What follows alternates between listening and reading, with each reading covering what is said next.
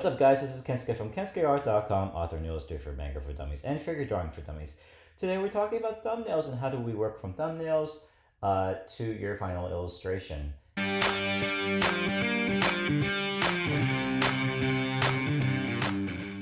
what better example to start by showing you one of the projects I'm working on right now, The Foreigner, Book 2.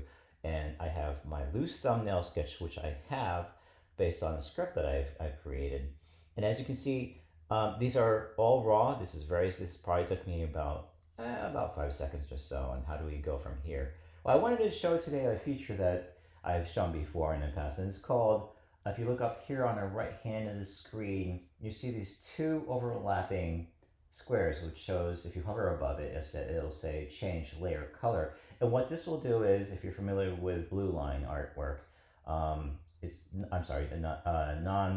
non-repro photo blue. I have to say it slower so I don't get tongue-tied. And if I click on here, you'll see that it turns into blue. Now, traditionally, non-photo repro blue was a pencil which we used way back when, and you can use it for rough sketches like this. And these line qualities would not reproduce if you would say ink over it and send it to the printers. It would not show up in the final print. Now, of course, we do not have to worry about that in today's digital age, but it still comes in handy, especially when I can go ahead and click this to adjust the intensity or the opacity of this layer. Where do we go from here? Well, there's two ways to do it. One train of thought is, now that I have my basic breakdowns done, I can go ahead and refine my border lines by clicking on my top layer,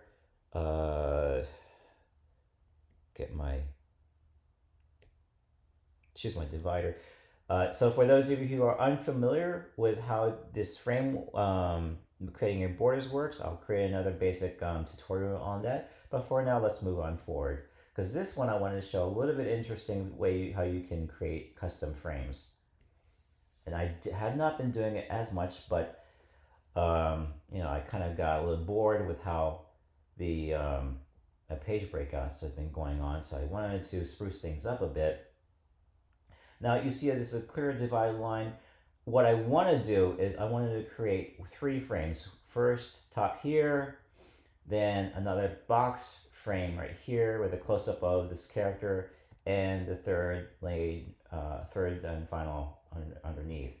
Now, as it currently stands, I only have 2, so I want to go ahead and create a third one. And how you go around doing that is go back to your custom frame board.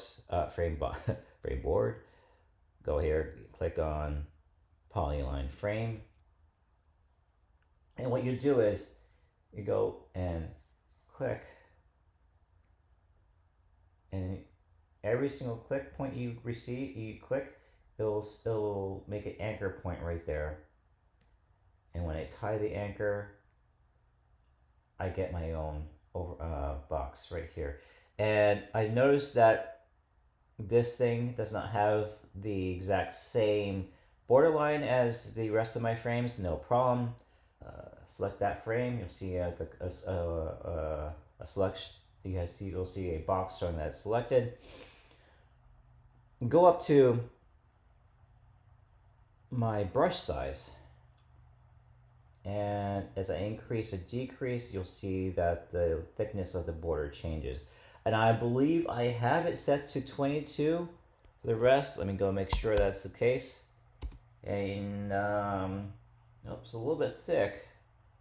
So, I've been using the same template for such a while, I forget what I had my borderline set to. But that's about right. So there you have it. I have 3 separate frames right here. And as you can see on my layer palette, I have 3 separate frames. And what Clip Studio does so well is it has created this floating frame right here, separate from the other 2 underlying frames. Okay, so therefore I can work on this layer, not having to worry about being overlapped by layer frames 2 and frame 1. This is frame 3, this new frame right here. Alright, so what I want to show you, enough of that, I wanted to show you, when we decrease opacity here, you can see what's underneath. I gotta see what's underneath. And you can choose wherever we want to start with. This is not, I cannot go straight to finish from here. This is just way too loose. I have to have a separate additional work frame. I'm sorry, draft. And usually what I'll do is from here, as I'll get my tool and I'll go ahead and block in with loose lines.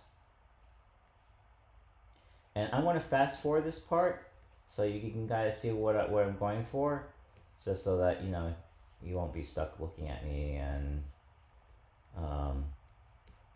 wondering when is it going to take.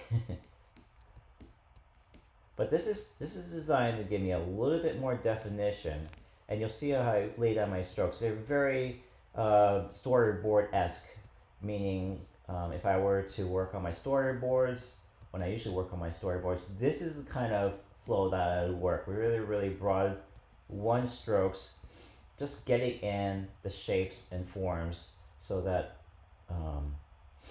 I can go ahead and refine without any guessing.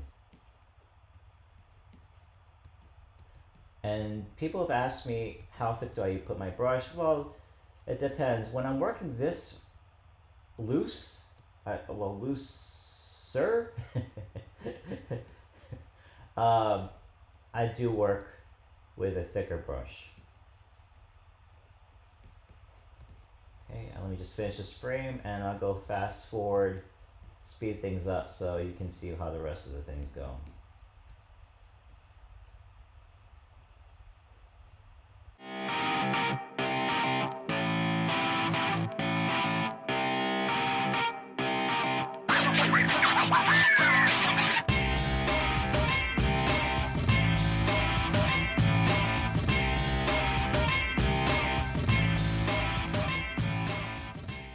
Here I have a cleaner version of that really rough draft where I can work on. Again, it saves time. It might seem like an extra step, but trust me guys, this is a game changer. This will save you so much time on the long run, especially for those of you who are working with so many page count, with such a huge page count, which I am. Thank you so much guys for watching. I hope you found this tutorial useful. This is definitely a game changer. I hope you guys use this on your own work, especially on high volume work such as this one. If you found this tutorial useful, please hit the like and subscribe button, and don't forget to leave your comments below in the comment section. And until then, peace.